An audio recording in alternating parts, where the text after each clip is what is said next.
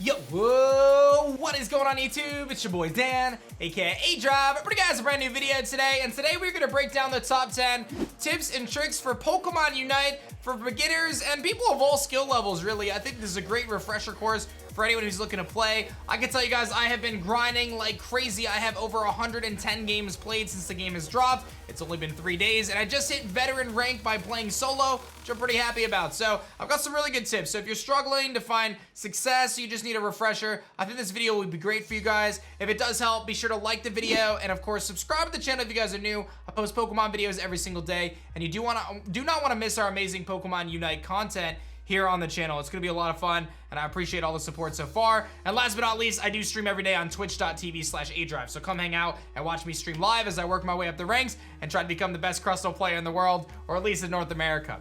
But without further ado, let's just jump into things. And if you guys have any other tips and suggestions, you can put them in the comments section below to help out other players. I think that's gonna be super duper good. So let's jump into it with number 1. So the first thing I wanna emphasize here is that farming the mini characters on the map is so important. I think new players often are so focused on trying to knock out the opposing Pokemon, they're not focusing as much on the Appoms, the Ardinos, and the Corphish, the Bouffalons, and Ludicolo, and all those other Pokemon that are scattered across the map. You should always be doing something.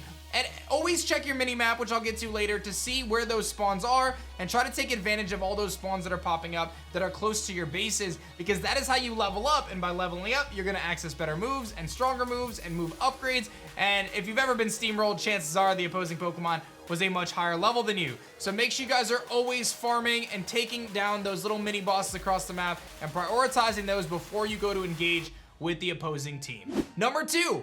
Optimize your settings in the game to give yourself the best chance to succeed. I actually have a guide in the channel where I broke down a ton of settings that you guys can change, including this wheel that allows you to target prioritize, changing your settings so when you press B, you attack wild Pokemon, and A, you attack enemy Pokemon. You take off some of their kind of auto-targeting, so you have a little bit more control over where you're actually moving your attacks. These settings will make a world of a difference, and I recommend you check that out ASAP after this video, so you don't forget to change those settings, because the sooner you change them, the faster you get used to them. But your settings are big, so make sure you update your settings to give yourself the best chance to succeed in Pokemon Unite. Number 3, we're talking Minimap here. Minimap is so important. At the top left-hand side of your map, you can see the positioning of not only your teammates, but various teammates on the opposing side of the map. It's very important to understand where your teammates are in relation to where you are, and you want to make sure you do not overextend by pushing too far into the enemy side of the field without your teammates, right? Because if you push too far up, you're going to be an easy kill, because in this game, if you are in a 2v1, a 3v1 situation, you oftentimes will not come out on top. You will most of the time lose those engagements. Unless you are very well fed and really, really leveled up, you're probably not going to have a good time there. I also recommend always keeping an eye up to the top to see the respawn timers, not only of your team, but of the enemy team. As the game progresses, the respawn timers get longer, and you can oftentimes make a decision based on how many Pokemon are down on the other side of the team or how many Pokemon are down on your side of the field. If Zapdos is up and you're seeing that 3 of the opposing Pokemon have a respawn timer, it's probably a good idea to push the Zapdos, because you know that you have an advantage if your team is still up, and you can take advantage of that and really, really make a huge difference in that game. Maybe turn the tides of a game, or maybe push forward and be able to beat that Zapdos and score a ton. So always keep an eye on your minimap. You should be checking your minimap pretty much every time, like multiple times. Every few seconds, you should be looking up in that corner and just seeing where everyone is on the map and position yourself accordingly. Number 4 is be mindful of how much AOS energy you have. That's what you're using to score in the game, and you can hold throughout the game various increments from 20 to 30 to 40 to 50. I believe it scales up throughout the game, and the more you're holding, the more you drop if you die, and that can be a huge momentum shift if you extend too far, or the opposing team pushes you and you're rolling by yourself and you're dropping 50. That can make a huge difference. When the opponent's scoring 3, 7, 10 points at a time, it's not going to make a huge difference. It's when they're dropping massive point bombs on you.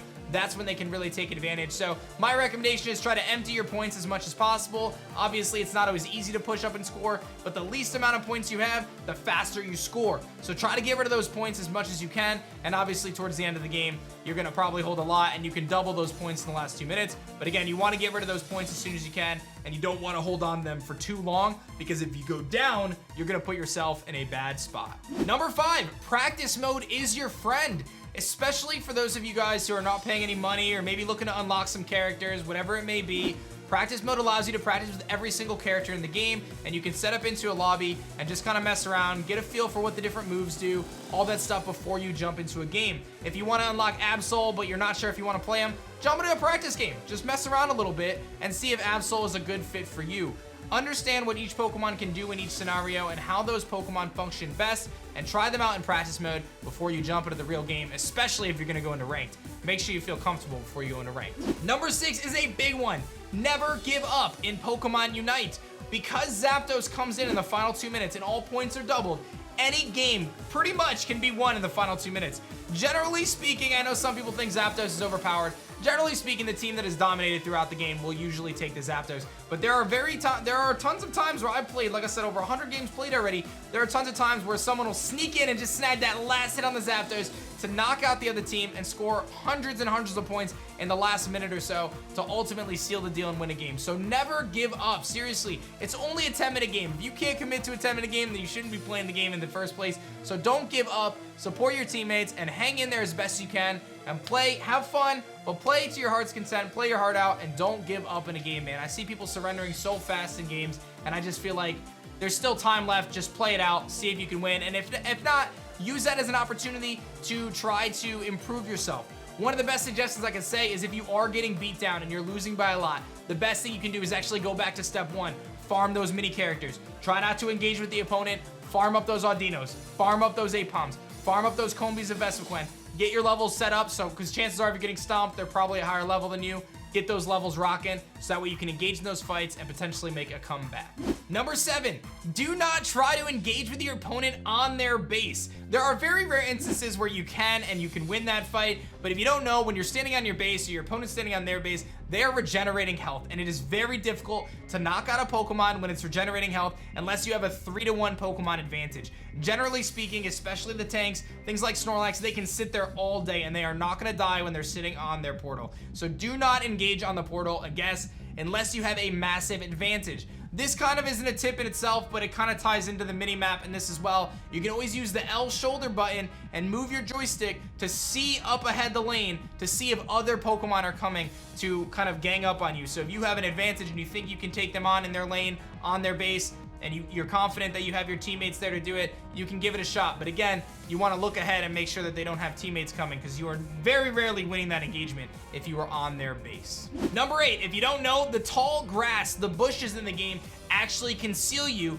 and allow you to stay hidden. This can be used for 2 different things. First thing, it can be used to teleport back to spawn. If you hide in a bush or anywhere in the map and you press the down button and hold it, you can actually teleport to spawn, which will heal you all the way up and allow you to reset your positioning. So bushes are great for that. But also, bushes are super duper useful for surprising your opponent. If they don't know where you are and you go to hide in a bush, you can just wait there for a few moments, see if you can catch them overextending towards your portal, and you can try to push them towards your portal and win that fight on your base. It can be a very sneak tactic, and it can actually be very advantageous for players if you're using those bushes to your advantage. And don't forget the inverse. Always be aware of the bushes on the map and how your opponents could be hiding there as well. So if they're not accounted for, be mindful of that, because they may be trying to use that same tactic against you. I think it's important to remember your role in the game. I've been playing Crustle almost exclusively, and Crustle is a defender type Pokemon. While he can run a more offensive set with Shell Smash, he's meant to tank hits and hold down a lane. That is what Crustle's job is. I should not be overextending, pushing the opposing goals. It's not really my job to score a ton. It's my job to anchor that lane and ensure that the other opposing team does not take over my lane and score against me. So understand which Pokemon you're playing. If you're playing ZERAORA, you should probably be in the middle, farming up jungle and moving back and forth between top and bottom lanes. That's going to give you the best advantage, so that way you can come in and you can help out your teammates when they need it most. So understand the Pokemon you're playing, what their primary role is, and how you can most efficiently play that Pokemon. I'm going to have more guides in the future about how each Pokemon functions and your best approach to playing those. For now, just do your best. The game actually offers you recommended lanes, so maybe try to stick to those, or at least be mindful of where your teammates are going, and then try to play around that. And number 10, it comes down to communication, and that's a big one. And actually kind of goes back off the point 9 there, where you can actually, before the game, choose which lane you are going to go to and kind of alert your teammates of that. Obviously, voice chat is incredible. If you're playing with a team, you can communicate with them through voice and talk to them about how those engagements are going in both top, bottom, and jungle. But of course, if you don't have that, there are functions in-game to tell your teammates what you're doing and where you're going. I actually played earlier with a Greninja who was very, very good. He kept alerting us, okay, I'm moving to top lane now. Okay, I'm coming to bottom to help out. You have people who are saying, we need to defend this. We need to group up here. Those kind of things can be really good, especially if there's someone who knows what they're doing. That communication is key, because at the end of the day, Pokemon Unite is indeed a team game. So really, no matter how good you are, there's still 4 other people on your team. You really need to hold it down together. Otherwise, you're probably not going to do super well. So remember to communicate as best as you can, and try to be a good teammate. That's the best you can do. So that's 10 amazing tips there for beginners and anyone who just needs a refresher for Pokemon Unite. I've been grinding this game and having an absolute blast playing it, and I appreciate everyone who's tuned into my streams and watched our YouTube videos. Hopefully you guys enjoyed this one. Be sure to hit that like button down below if you did, and subscribe to the channel if you guys are new, as I post Pokemon videos every single day. You do not want to miss them. If you think I missed any good advice, feel free to leave it in the comment section below. Let's help out the community, show the love around, and let's make it happen. Thank you guys for watching this one. My name is Dan. I also go by aDrive, and I will see you guys on the next one. Peace.